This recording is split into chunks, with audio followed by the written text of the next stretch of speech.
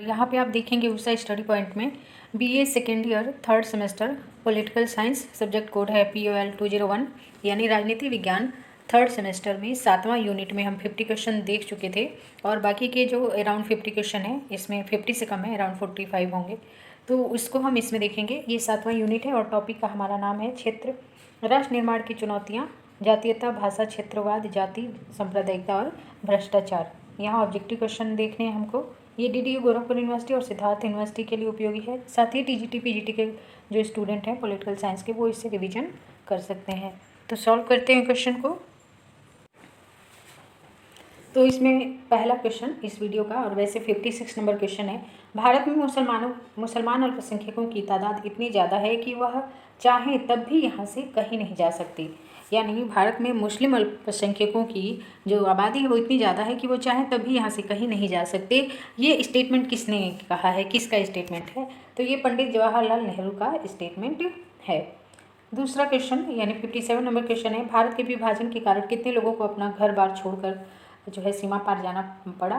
तो देखिए इसमें जो है लगभग 80 लाख लोगों को अपना घर बार छोड़कर सीमा पार जाना पड़ा। आज़ादी मिलते ही भारत की चौथी प्रमुख चुनौती किसे कहा गया?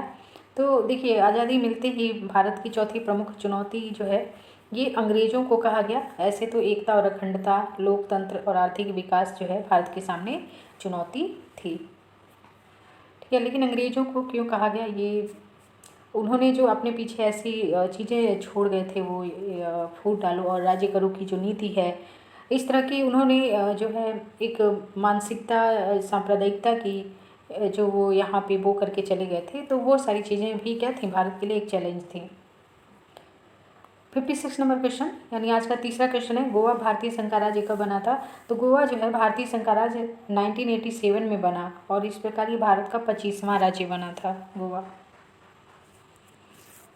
और 60 नंबर क्वेश्चन है। स्वतंत्र भारत में प्रथम गृह मंत्री कौन थे? तो सरदार वल्लभ भाई पटेल जो है ये स्वतंत्र भारत के प्रथम गृह मंत्री थे।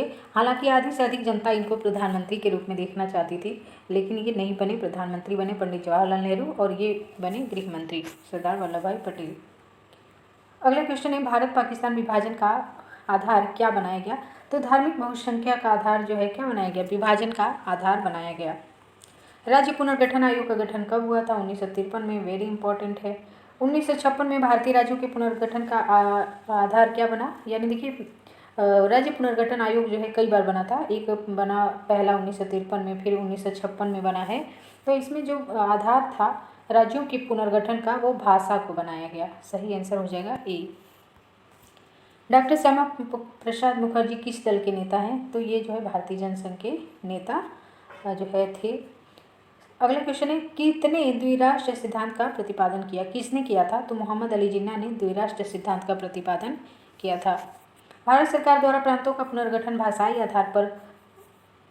आधार होना संपूर्ण देश में विरोध हुआ। देखिए भारत में जो है प्रांतों का या राज्यों और प्रदेशों का विभाजन जो है भाषाई आधार पर हो, इसका जो है विरोध किया गया था। 67 नंबर क्वेश्चन कह रहा है कि भारत सरकार ने अंग्रेजों द्वारा बसाई गई सीमाओं को खारिज कर दिया, नई सीमाएं बनाई। 68 नंबर क्वेश्चन है यानी अगला क्वेश्चन है। भारत में मुस्लिम अल्पसंख्यक हैं, तो सिख, ईसाई, जैन, बौद्ध ये लोग क्या हैं?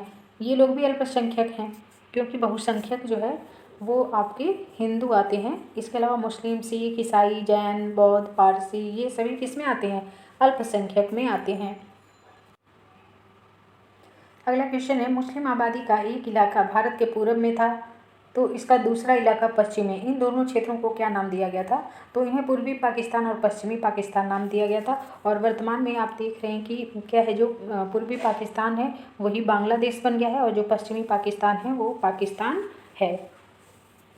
अगला क्वेश्चन है कि राज्यों के पुनर्गठन आयोग का अध्यक्ष कौन था? तो न्यायमूर्ति फजल अली जो है अध्यक्ष थे, तभी तो जो है इसको फजल अली आयोग के नाम से भी जाना जाता है। 1953 में इसका गठन हुआ।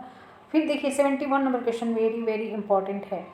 ये कह रहा है कि भारत में कुल कितने संघ शासित प्रदेश हैं, यानी कुल कितने केंद्र शासित प्रदेश हैं, यूनियन टेरेटरी कितने हैं? तो बच्चों आपको कन्फ्यूज रहता है, आपको होता है कि 8 है या 9 हो गया है, क्योंकि जम्मू कश्मीर और लद्दाख दोनों को ऐड कर दिया गया है ना, 7 तो रहा नहीं है ना, ये आंसर ही गलत है। तो 8 है या 9 है? तो देखिए आपका कहना सही है कि 7 थे, 2 अन्य जुड़ गए तो 9 होना चाहिए, लेकिन 8 क्यों है? 8 इसलिए हैं क्योंकि 2020 में जो है दादरा नागर हवेली और दमन और दीव जो कि 2 केंद्र शासित प्रदेश हैं, दोनों को मिलाकर एक केंद्र शासित प्रदेश बना दिया गया है। एक बार हम देख लेते हैं 8 का नाम, आपके काम का है ये, देख लीजिए। यहाँ देखिए 2022 तक भारत में कुल 8 केंद्र शासित प्रदेश और 28 राज्य हैं। दादरा नागर हवेली और दमन दीव, है ना, दादरा नागर हवेली और दमन दीव केंद्र शासित प्रदेशों को 26 जनवरी 2020 को एकल केंद्र शासित प्रदेश के रूप में मिला दिया गया है। ठीक है, तो ये दोनों को मिलाकर एक कर दिया गया है। और लद्दाख और जम्मू कश्मीर, लद्दाख को जम्मू कश्मीर से अलग करके अलग केंद्र शासित प्रदेश के रूप में बनाया गया है। तो 7 थे, इन दोनों को मिला के एक कर दिया गया तो 6 हुए, और 2 ऐड हो गए, लद्दाख और जम्मू कश्मीर। आप वैसे एक बार देख लीजिए कि ये 8 कौन कौन से हैं। 8 केंद्र शासित प्रदेश नीचे दिए गए हैं, जिनमें से आपका है लद्दाख, जम्मू कश्मीर, पुदुचेरी, लक्षद्वीप, दिल्ली, चंडीगढ़, दादरा नागर हवेली, दमन और दीव, अंडमान निकोबार द्वीप समूह। तो इस प्रकार 8 केंद्र शासित प्रदेश हैं अभी भारत में। अगला क्वेश्चन है, हैदराबाद का निजाम 1947 ईस्वी के विभाजन ने क्या घोषणा किया था? तो उसने ये घोषणा की कि वो क्या रहेगा, वो स्वतंत्र रहेगा, है ना। तो बाद में सैन्य कार्रवाई द्वारा 1948 में हैदराबाद को भारत में मिलाया गया। 73 नंबर क्वेश्चन है, स्वतंत्र होते ही भारत के समूह मुख्य कितनी चुनौतियां सिर उठाए खड़ी थीं? तो 3 चुनौतियां थीं, एकता और अखंडता की, लोकतंत्र की स्थापना की और आर्थिक विकास की। ये 3 चुनौतियां भारत के समक्ष थी, है ना। आर्थिक एकता और अखंडता भी वो करना था। आप जानते हैं 650 से ज़्यादा छोटे मोटे वो थे, रजवाड़े थे यानी राज्य थे। और आर्थिक विकास कैसा हो चुका था, 200 वर्ष तक हम गुलाम रहे थे, तो लोकतंत्र, लोगों के शासन की स्थापना करना था। ये सारी चुनौतियाँ थी।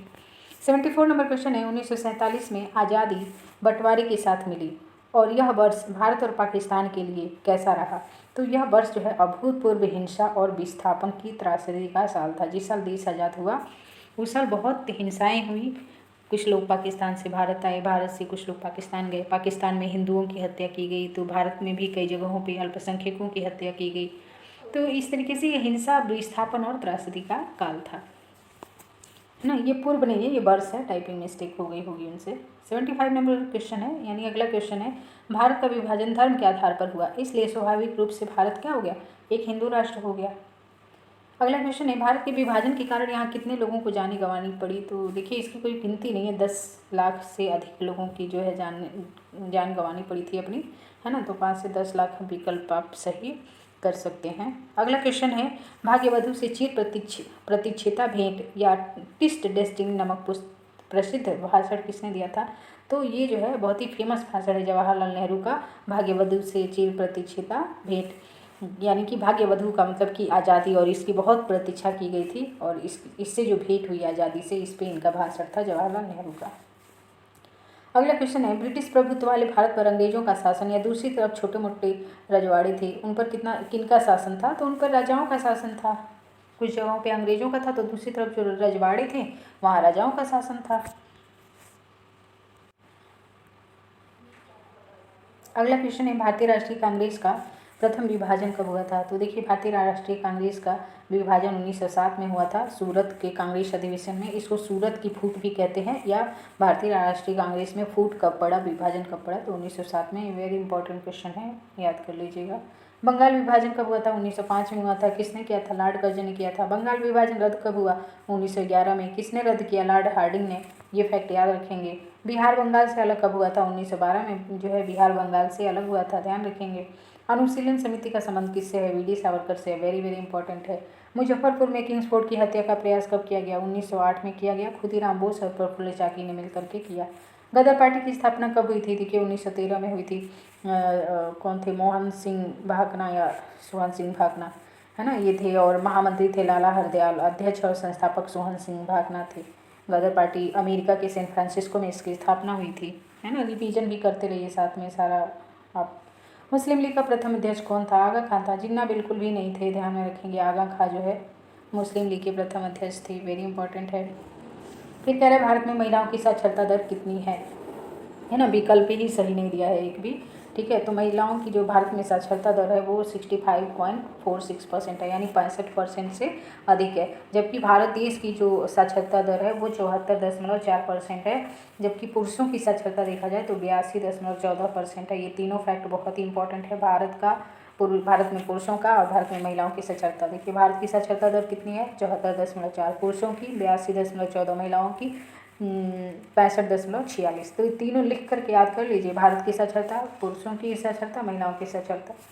मार्ले मिंटो रिफॉर्म यानी मार्ले मिंटो सुधार किस वर्ष प्रस्तुत किया गया, तो ये लाया गया था 1909 में। वेरी वेरी इंपॉर्टेंट है। एक है मार्ले मिंटो और एक है मांटफोर्ड। मार्ले मिंटो आया था 1909 में और मांटफोर्ड आया था 1919 में, है ना।